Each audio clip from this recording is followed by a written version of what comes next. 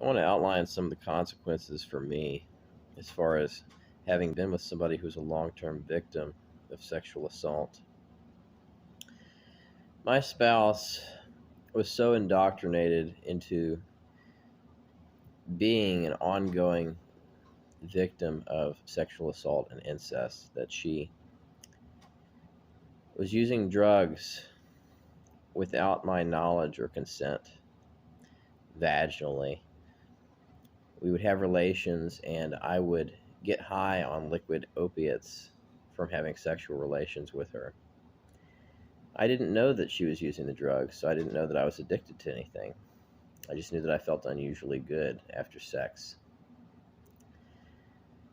She would also use rags and cotton swabs that were soaked in the chemicals on me.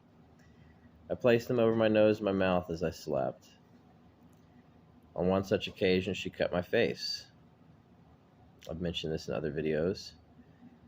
And the way she facilitated that was using these drugs on me to produce a moderate anesthesia effect while I was sleeping. I tried to get legal assistance after coming forward with some of that information.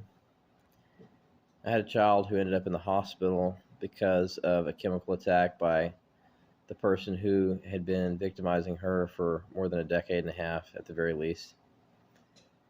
And I couldn't get legal assistance for myself or my child. And so we lost our home, and she also infected me with mono. I developed severe respiratory illness. Simultaneously, we had mold in our home from a catastrophic weather event. My insurance company didn't pay. They didn't even acknowledge the damage. So that fell through. And then we were experiencing swatting from social services on top of everything else that was going on, because the people responsible for all the criminal activities against us were filing false reports